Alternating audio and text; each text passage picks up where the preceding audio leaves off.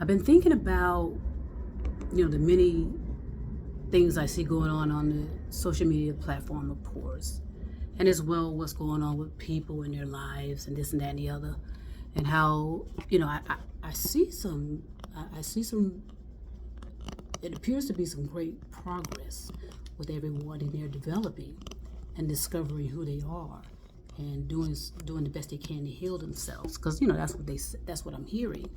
Now, whether that's the case, only time will tell. Because I love it that most of us are controlling our narrative and sharing our experiences with everybody who wants to listen, who may resonate and relate.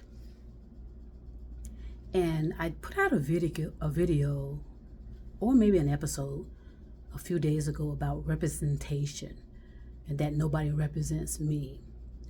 And I know that sounds a bit harsh and there may be some contradiction there, but my point is this.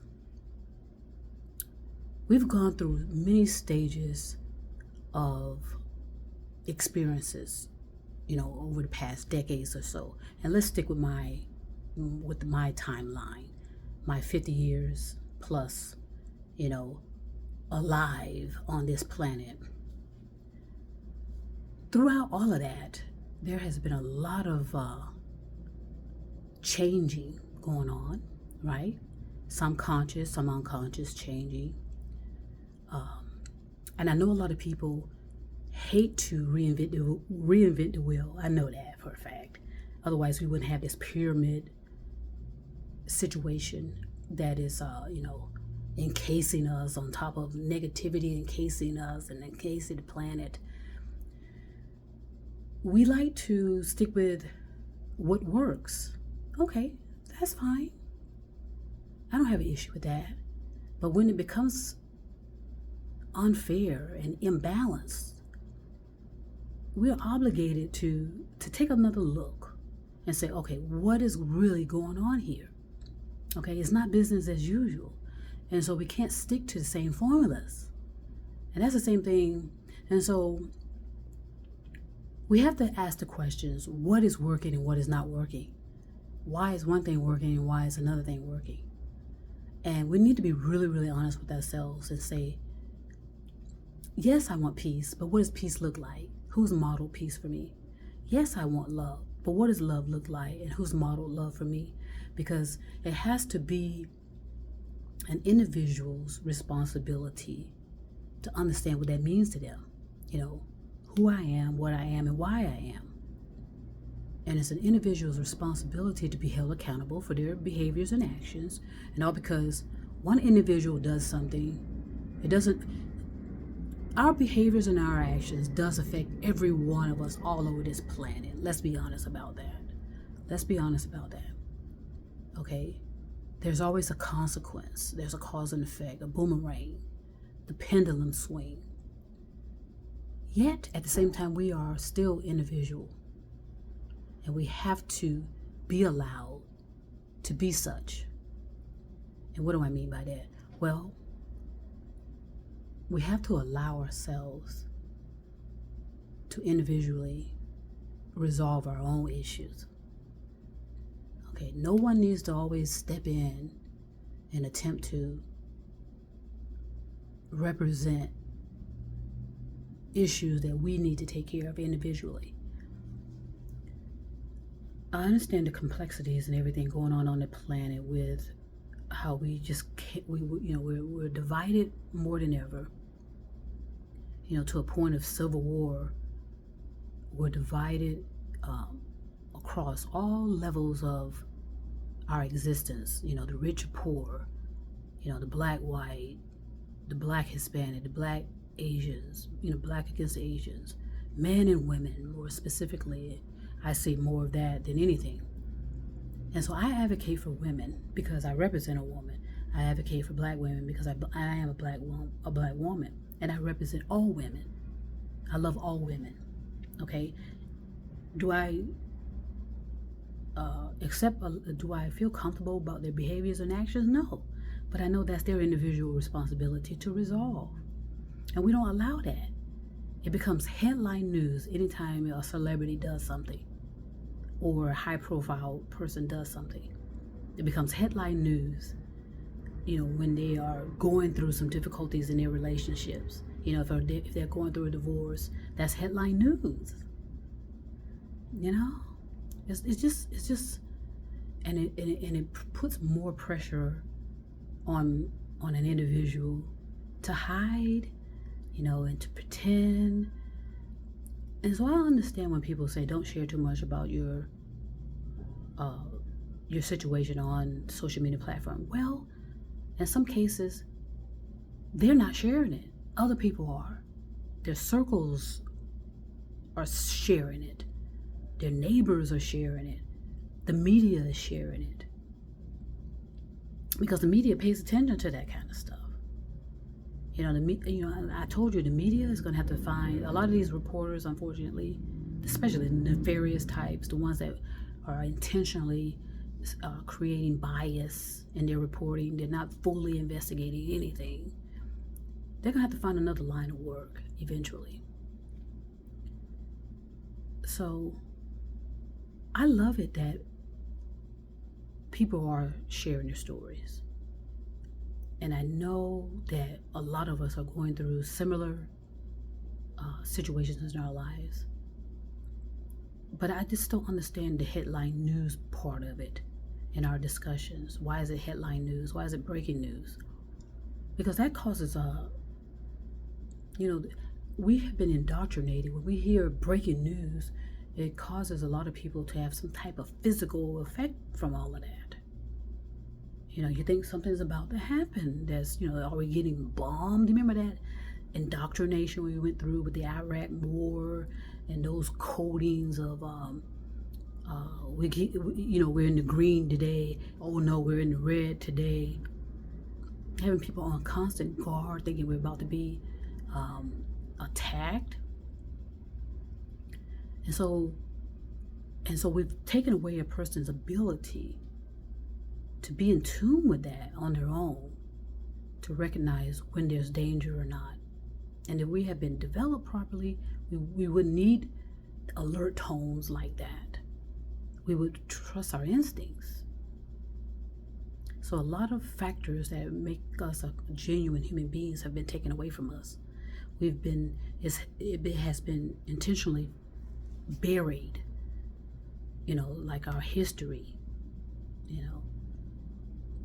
and especially with Black culture, attempting to eliminate Black culture, and then with women, because if you look in some of the books, if you do look in some of the books back in the day, you very rarely see women in those books.